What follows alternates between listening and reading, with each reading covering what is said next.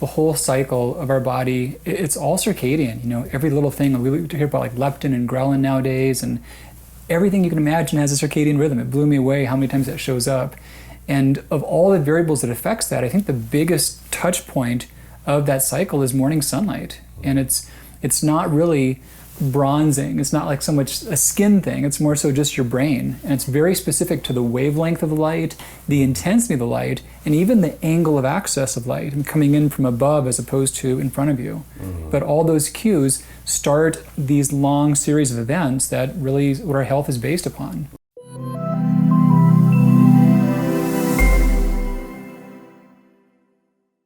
All right, welcome back to High Intensity Health, everyone. It's Mike Mutzel. We're live here with Dr. Alan Christianson, the author of the Adrenal Reset Diet. How you doing today, Dr. C? Hey, I'm doing awesome, Mike, and I'm jazzed to be with you. I'm fired up as well. So you talk about a lot of stuff in your book when it comes to adrenal health, sleep, stress, different nutritional components. But you also talk about how the adrenal glands are not the only cells in our body that make cortisol. So let's talk about the adrenal fat cell cycle. Yeah, this was a big thing. A long time ago, many researchers saw the early trend towards obesity, and they thought, this kind of looks like Cushing's, like extra cortisol, extra glucocorticoid levels. And they tried to make a tie-in, but they looked at how much the adrenals made, and it didn't quite explain it perfectly. And it was kind of dropped for a while. That theory was dropped. Cushing's disease, Cushing's syndromes, we'll see this truncal obesity, this emaciation of the extremities, this cachexia, the loss of the muscle tissue, and then all the changes towards osteoporosis, diabetes. So it really seemed to fit, but yeah, it didn't quite juxtapose properly. But then in the last few years, they've realized that there's a lot more to adrenal hormones than just the adrenal glands. So now the technology bar is raised and we can see whole body production. And we're seeing that the visceral fat, the liver, the brain, we're making a lot of this stuff elsewhere. When you take those into account, it does strongly correlate with just sagittal diameter growth, mid-body visceral fat weight gain. It's really about this whole body production of these adrenal hormones. Which is really fascinating, because if people want to lose weight, and the common perception is do more cardio, which, as you talk about in your book, and I've experienced myself, and I think a lot of people kind of know this, when you're doing cardio, you're getting your heart rate up and your adrenals are firing, you're making more cortisol. So I think we see a vicious cycle here. And so let's kind of talk about, some things that people can do. Say they do have this belly fat that's releasing cortisol.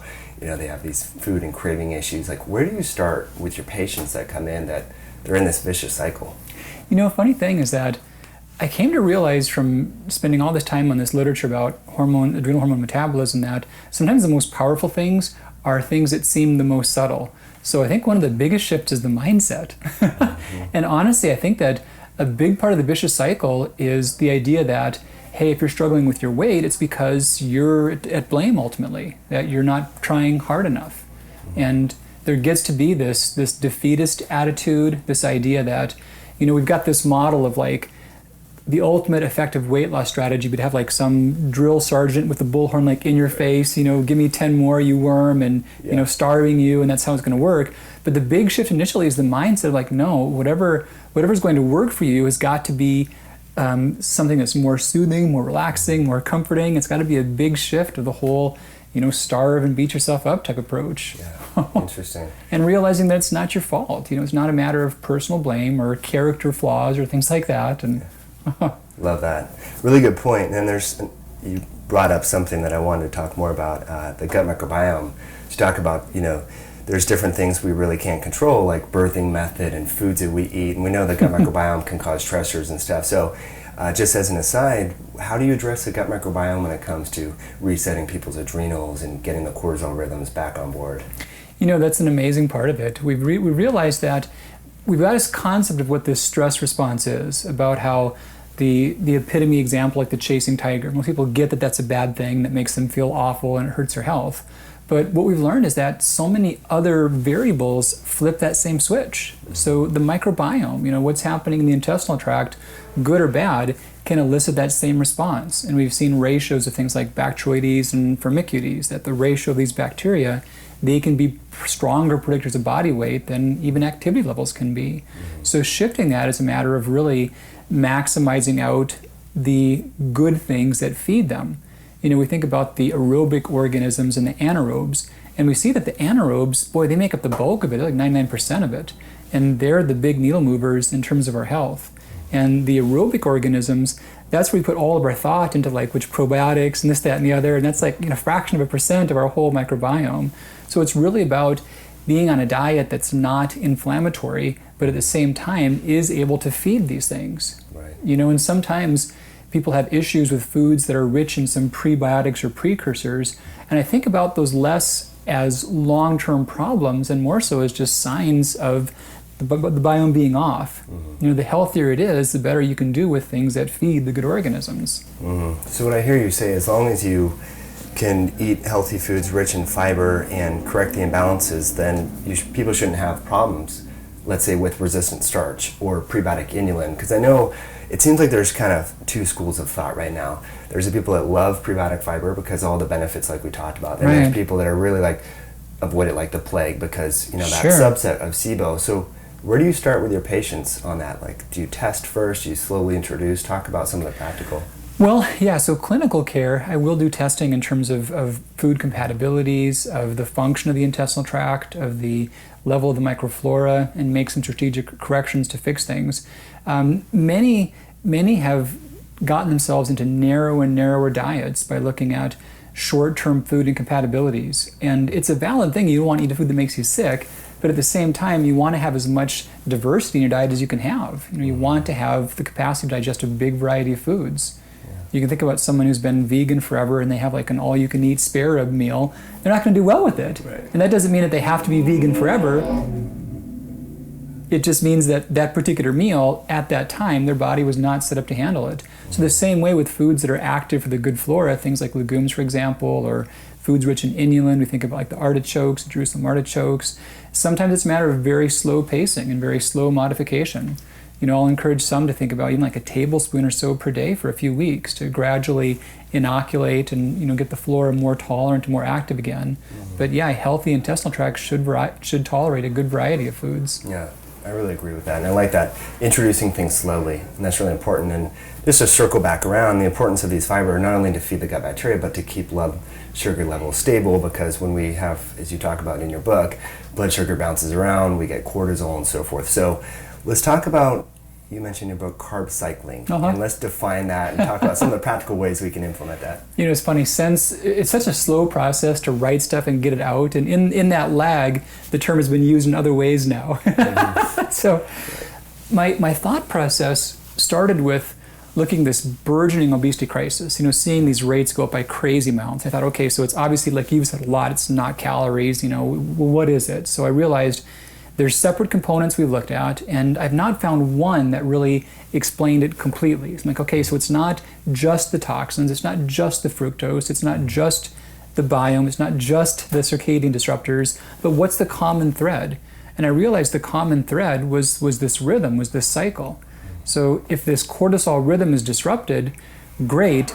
We can't change every variable for every person. We can't all be on the organic farm by the stream and waking up to our yoga session, and that sounds really cool. But and we've got to eat. There's like so much frustration and stress about just foods and what do we eat, which are okay, which are bad. So I thought, how could there be some way that you could just fix this stuff with food? And then I realized that, of cortisol's many jobs, it controls our blood sugar, and it's affected strongly by the ratio of our macronutrients, our proteins, fats, and carbs. So I started theorizing if we could really time carbohydrates, cycle them through the day, really in the inverse of a healthy cortisol cycle. So less carbs earlier, more carbs later, to support the healthy cortisol rhythm, that could plausibly reset and fix this. And I saw more and more evidence from outside of my work, and then our clinical trial confirmed that that's possible. So the cycling idea is that you want to sustain a good morning cortisol elevation, and that's a time where low carb, high quality protein can really support that. But as the day goes on, you also want to shut it off so you can sleep. And that's where very strategically appropriate carbs in very healthy amounts, but having more of them then can support appropriate insulin release, good cortisol shutdown, which has melatonin coming up, serotonin production, all the stuff you want to go to sleep. Not the stuff you want in the morning, but all the stuff you do want to go to sleep. I can really resonate with that. And sometimes when I come from fitness background, and it's like a lot of dieting bodybuilders and fitness models and so forth, they do the opposite. And what I think, the challenge with that, it makes sense that, going back, if we think about this like 10 years ago, have a lot of carbs because then you're going to work out and exercise and move and so forth. You burn them throughout the day. Burn them throughout the day. But then as you're saying, like you'd start to deplete your glycogen stores, your blood sugar starts to crash, and you just have like protein and salad, then you can start to crank those adrenal hormones at night, which will affect your sleep. Is that what I hear you saying? For sure. And you can burn some carbs you've eaten earlier, but not so much in the best way. You're more so burning quickly produced glucose. Ideally, your body would tap into good, healthy glycogen stores for fuel. That's our best fuel. And they take a fair amount of time to form, at least 8 or 12 hours, if even not longer. So that stuff we're making as we're sleeping. So you can have some carbs early in the day and get some short burn glucose from that, but it'll be at a tax. They've shown that your mental alertness will be much lower when your body's running in that type of a pathway. So we're better off being able to have deep stored carbs in the form of glycogen in our skeletal muscles and our liver and utilize that throughout the day as our preferred fuel source. Love that. So that's really good information on the carb cycling. Let's talk about some other things that I think a lot of people need to understand, and that's the oscillation of the sun. You talk about in your book that it's really important for people when they're resetting their adrenals to get outside first thing in the morning, get some natural sunlight. Share with us about that. Yeah, it's funny. I think about the whole cycle of our body. It's all circadian. Every little thing. We hear about like leptin and ghrelin nowadays, and everything you can imagine has a circadian rhythm. It blew me away how many times that shows up. And of all the variables that affects that, I think the biggest touch point of that cycle is morning sunlight. And it's not really bronzing. It's not like so much a skin thing. It's more so just your brain. And it's very specific to the wavelength of the light, the intensity of the light, and even the angle of access of light and coming in from above as opposed to in front of you. But all those cues start these long series of events that really what our health is based upon. So that natural light first thing in the morning is going to go to our retina and go to the suprachiasmatic nucleus and the whole circadian clock. And then what about for people that say they live, like for me, I'm in Seattle, Washington, it's really dark and so forth. What sort of tips would you recommend, like getting lights? I know there's different lights that we can get. What do you suggest? Pretty much worth getting a light box for most anyone. Even here, we have like crazy amounts of sunlight as far as days per year, but still, this time of year, it's going to be like 6:30 or so before there's any proper sunlight, and 6:30 even close to 7. So yeah, use a light box as well. The better ones will put out 10,000 lux or more, and the better ones will be emitting from overhead. There are some now that are quite bright and intense, but they're more so intense blue light, and they're more so made to be on a stand. We're just not sure about that. We're not sure if they're safe, they would hurt the retina if they're focused on blue, and we don't think they're as effective when they're not coming from above. Interesting. To mimic what the sun would do, for example. Right. Love that. And we know that light is good during the day, but not in the evening. So share with us some practical tips, because I know a lot of working professionals, when the kids go to sleep, that's their time to read and reconnect and so forth. So what do we do there how do we minimize light exposure in the evening? You make your bedroom a red light district. In which way? You take your reading bulb, you get a couple lamps you use for your bedroom for like ambient light, enough for reading, getting around in, and you put a red bulb in them. Nice. That easy. Okay. And it changes your brain's complete response to the light. So your brain is thinking, oh, this is like sunset, so this is winding me down, and it's good. And you may think about that being exposed to a window that goes out on the street. You might get the wrong kind of attention with the red light, but Nice. But otherwise, no, it's a great trick. You can still do some things. You wouldn't want to read from an LED device, like a tablet. The one freebie is actually the liquid ink display units, like the older Nooks or the older Kindles that do not have ambient backlighting. Those are still getting reflective light from external surfaces, so it's not that same disruptive effect that an LED would have. Awesome. Then on the computer, I know there's that program called Flux and so forth. Should we I know they'll block the blue light, which is bad, but do you just say ditch the computer after a certain time? You're right. There's the mechanics, there's also the psychology. And the mechanics and the physics of the light are relevant. The f.lux lux can help a bit, but there's also just the psychology. If you've got a book or same benefit with an older style Kindle or Nook, you're not going to be goofing around and distracted and online and doing things that are just not relevant. You're going to be focused on some particular topic and winding your brain down better. And same thing about the computer. And honestly, if you're at a place to where you can't take an hour, at the end of the day to just chill for a little bit, I mean, you got to really think hard about that and do some serious strategizing about how to orchestrate your time. It's just so important to bookend your days like that. Absolutely. I love that. And let's talk about some strategies to wind down. I'm a big fan of heart rate variability, little yoga. You talk about that in your book. What are some tips that you recommend or have found to be most beneficial with your patients? One of my favorites, there's lots of great things, and honestly, there's nothing that's wrong. One that I enjoy in the evening especially is progressive muscle relaxation. Lots of research on that, and simplest thing in the world, you're lying back in bed, and my wife calls it getting the wiggles out. You got to move a little bit before you kind of settle in. We do a game with the kids before when they're littler, but what you can just do is constrict your muscles. So you start with your feet and your toes, take a breath and hold it, and just tighten those as much as you can. Hold that for a few seconds, and then totally let it go, and work your way up the body. Squeeze the calves and thighs, butt, torso. The one thing you might not think of is you really got to get your head in your face, like make silly faces, get all this like super tight. I usually do that one twice because there's like a lot of residual tension we have around our brows or back of our head or whatnot. So a couple repetitions of really just bearing down, biting, and then holding a breath and letting that go. Because we use a lot of metaphors about physical tension and mental tension. Being tense is mental and physical. And our brain is not that disconnected from the rest of our nervous system, which ties to our skeletal muscles. So when we're overactive here, our muscles are like getting ready and primed to move in some way, but they're not really being asked to. So if we can dissipate that neurologic current in the muscles in some way, it has a huge effect upon relaxing. It's the same metaphor, relaxing the physical body and relaxing the mental sphere as well. Interesting.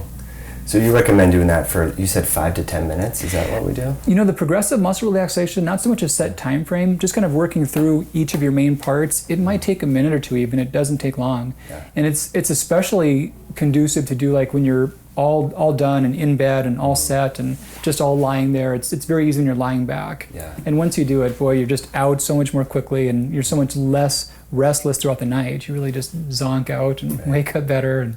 I love that. So since we're on the topic of muscles, let's talk a little bit more about exercise. I know you're a fan of doing a lot of outdoor activity, which is really great.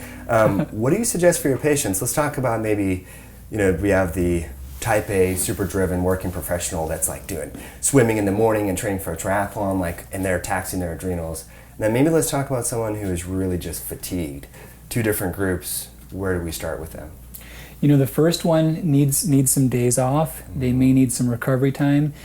I've had some of the externally fittest people you could imagine in terms of how active they are and doing many full triathlons per year, for example, with just the worst adrenal function and the hardest time managing that.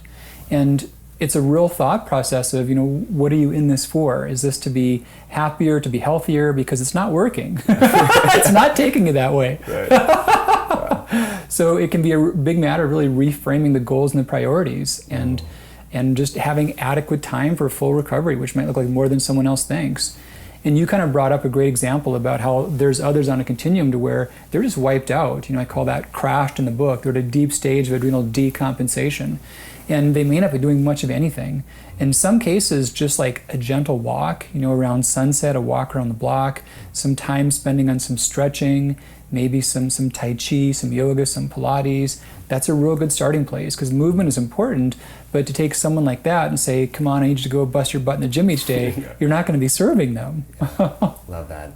So maybe for that person, and you talk about exercise timing in the book, doing these exercises like endurance training, swimming, biking, running might be better in the morning to mimic your normal pattern. You want to talk about that? Sure. Yeah, that's a great thing. We talk a distinction between exercising for fitness, for wellness, or for maximal performance. If we're talking about a competition and you can choose the time, your body will actually perform the best in the middle to early afternoon. Mm-hmm. But if we're talking about in the context of your general health and wellness and whatnot, then morning can be a better fit for those cycles. Mm-hmm. You really wouldn't want to do hard, brisk, intense activity after sunset or in the evening, that would work against your rhythm. Okay. So yeah, someone who's not exercising, the best time of day to exercise for them is any possible time that'll let them start. Like, don't stress about that, just do something whenever. Yeah. But if you've got options, for sure, morning is best.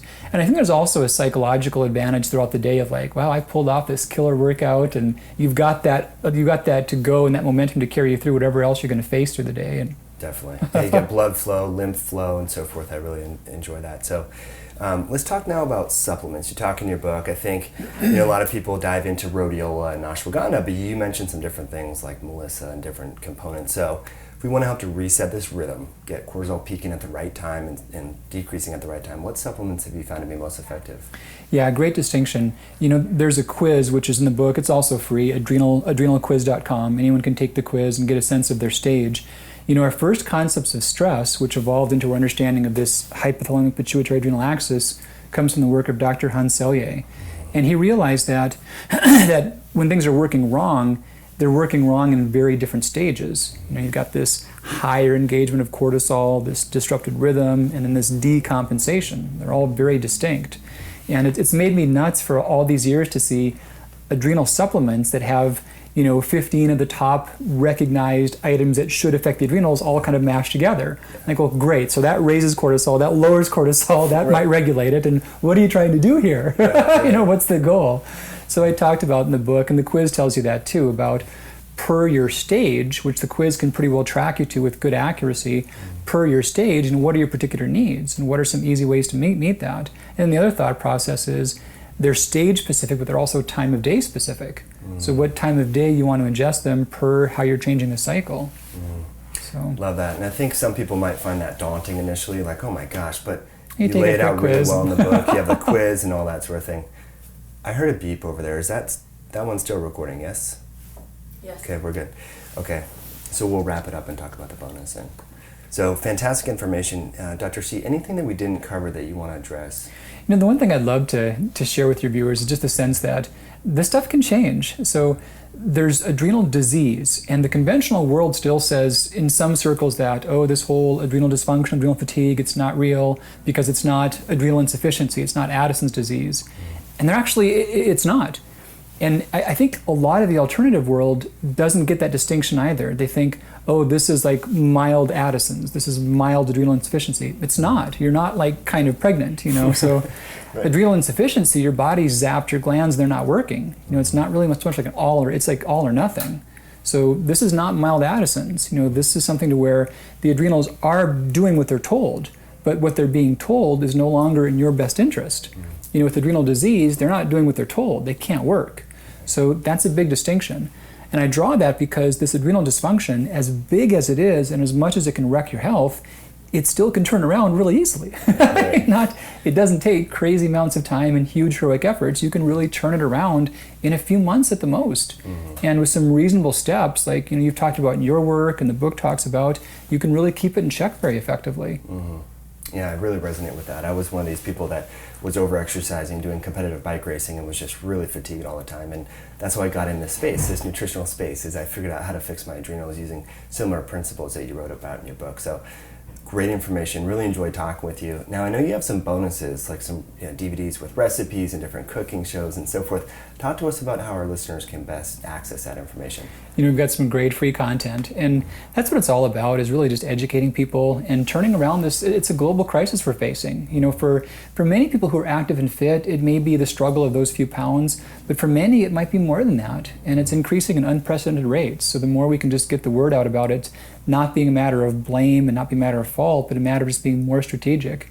So I put a bunch of my favorite recipes into a cookbook. And Adrenal Reset book, you can grab those for free. Give you a good link and access to that for your viewers, and try out the recipes, see how things work out. We've got a hard DVD copy you're welcome to as well for shipping. So lots of easy ways someone can get started and get their own recovery initiated. Love that. Normally when I do a podcast, I say if there was one lifestyle tip or health tip that you could share in an elevator ride with Barack Obama, what would it be? It would be the knowledge that your health is always transforming, like it or not. That in a matter of days for some parts of your body, a matter of months at the most, your physical self is completely regenerating. No mystery, no woo-woo, that's just how it works. So with that perspective, all that it takes is really having the blocks your body needs and having any barriers removed. And you can completely transform to the health that you want.